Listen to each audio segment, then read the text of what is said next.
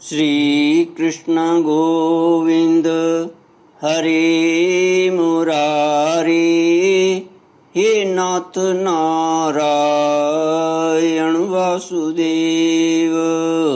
श्री कृष्ण गोविंद हरे मुरारी, हे नाथ नारायण वासुदेव।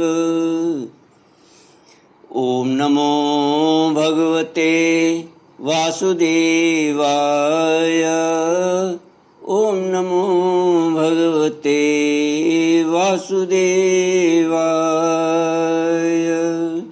कृष्णाय वासुदेवाय हरये परमात्मने प्रणतक्लेशनाशाय गोविन्दाय नमो नमः।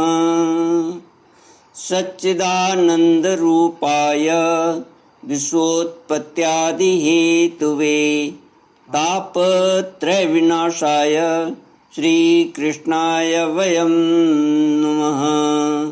सच्चित आनंद स्वरूप परमात्मा जो सृष्टि के उत्पत्ति, पालन और संहार करता है तथा जीवों के आध्यात्मिक, आदि दैविक, आदि भौतिक तापों को नष्ट करने वाले हैं, अर्थात जीवों के मानसिक, शारीरिक और भौतिक दुखों को दूर करने वाले हैं, उन श्री कृष्ण भगवान को हम नमस्कार करते हैं। श्री कृष्ण गोविंद हरि मुरारी, हे नाथ नारायण वासुदेव। श्रीमद् भागवत अष्टम स्कंद अथैकोनविंशोऽध्यायः। श्रीशुक उवाच इति वैरोचनेर्वाक्यं धर्मयुक्तं ससूनिरतं निशम्य भगवान् प्रीतः प्रतिनन्द्येदमब्रवीत्।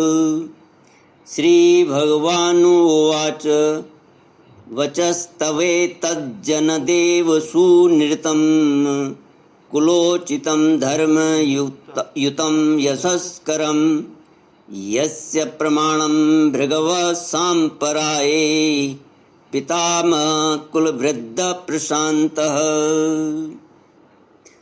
भगवान वामन का बलि से 3 पग पृथ्वी मांगना, बलि का वचन देना और शुक्राचार्य जी का उन्हें रोकना।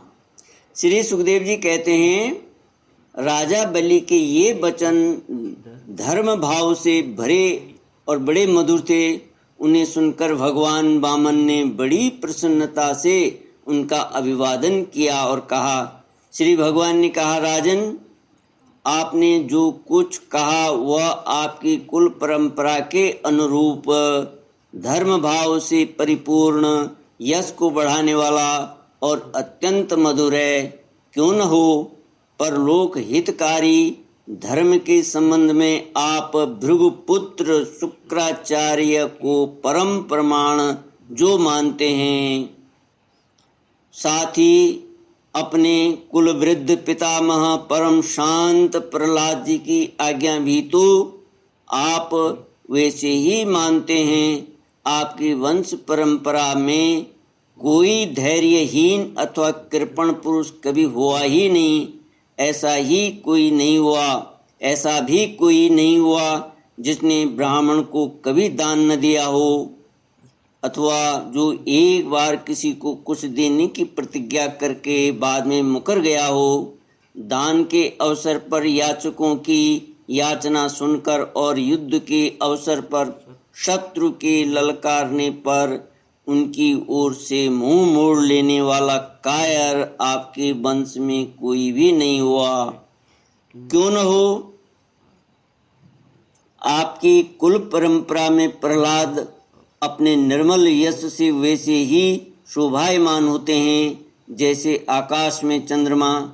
आपके कुल में ही हिरण्याक्ष जैसे वीर का जन्म हुआ था। वह वीर जब हाथों में गदा लेकर अकेला ही दिग्विजय के लिए निकला, तब सारी पृथ्वी में घूमने पर भी उसे अपनी जोड़ का कोई वीर न मिला। जब विष्णु भगवान जल में से पृथ्वी का उद्धार कर रहे थे, तब वह अपने सामने आया और बड़ी कठिनाई से उन्होंने उस पर विजय प्राप्त की। परंतु उसके बहुत बाद भी उन्हें बार बार हिरण्याक्ष की शक्ति और बल का स्मरण हो आया करता था, और उसे जीत लेने पर भी वे अपने को विजयी नहीं समझते थे। जब हिरण्याक्ष के भाई हिरण्यकशिपु को उसके वध का वृत्तांत मालूम हुआ, तब वह अपने भाई का वध करने वाले को मार डालने के लिए क्रोध करके भगवान के निवास स्थान वैकुंठ धाम में पहुंचा।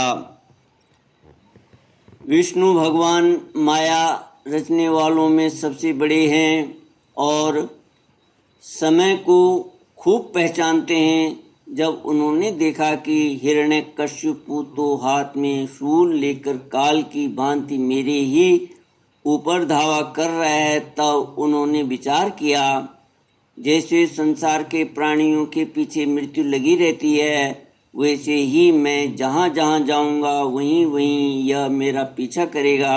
इसलिए मैं इसके हृदय में प्रवेश कर जाऊँ, जिससे यह मुझे देख न सके, क्योंकि यह तो बहिर्मुख है, बाहर की वस्तुएं ही देखता है। असुर शिरोमणि, जिस समय हिरण्यकशिपु उन पर झपट रहा था, उसी समय ऐसा निश्चय करके डर से कांपते हुए विष्णु भगवान ने अपने शरीर को सूक्ष्म बना लिया और उसके प्राणों के द्वारा नासिका में से होकर हृदय में जा बैठे। हिरण्यकशिपु ने उनके लोक को भली भांति छान डाला, परंतु उनका कहीं पता न चला। इस पर क्रोधित होकर वह सिंहनाद करने लगा। उस वीर ने पृथ्वी, स्वर्ग, दिशा, आकाश, पाताल और समुद्र सब कहीं विष्णु भगवान को ढूंढा, परंतु वे कहीं भी उसे दिखाई न दिए। उनको कहीं न देखकर वह कहने लगा, मैंने सारा जगत छान डाला, परंतु वह मिला नहीं। अवश्य ही वह भ्रातृघाती उस लोक में चला गया जहाँ जाकर फिर लौटना नहीं होता है। बस अब उससे बैर भाव रखने की आवश्यकता नहीं, क्योंकि वैर तो देह के साथ ही समाप्त हो जाता है। क्रोध का कारण अज्ञान है और अहंकार से उसकी वृद्धि होती है। राजन, आपके पिता प्रहलाद नंदन विरोचन बड़े ही ब्राह्मण भक्त थे, यहाँ तक कि उनके शत्रु देवताओं ने ब्राह्मणों का वेश बनाकर उनसे उनकी आयु का दान मांगा, और उन्होंने ब्राह्मणों के छल को जानते हुए भी अपनी आयु दे डाली।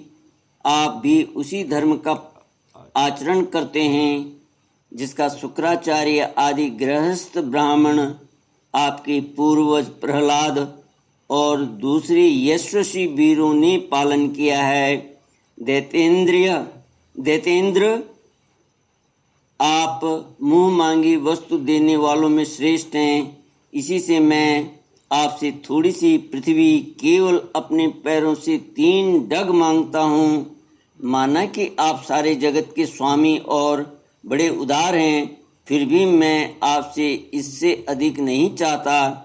विद्वान पुरुष को केवल अपनी आवश्यकता के अनुसार ही दान स्वीकार करना चाहिए।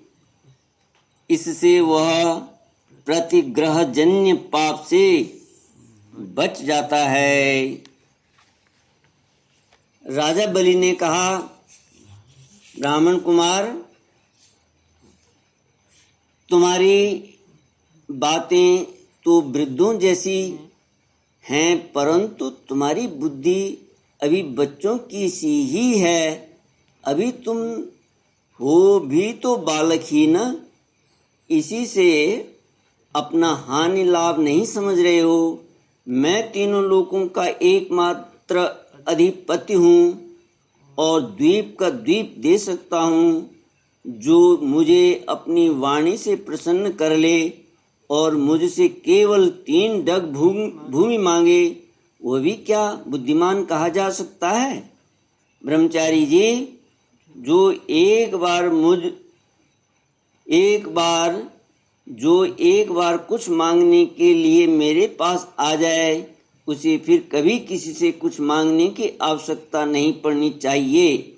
अतः अपनी जीविका चलाने के लिए तुम्हें जितनी भूमि की आवश्यकता हो उतनी मुझसे मांग लो। श्री कृष्ण गोविंद हरे मुरारे, हे नाथ नारायण वासुदेव। ओम पूर्णमद पूर्णमिदं पूर्णात् पूर्णमुदच्यते पूर्णस्य पूर्णमादाय पूर्णमेवावशिष्यते।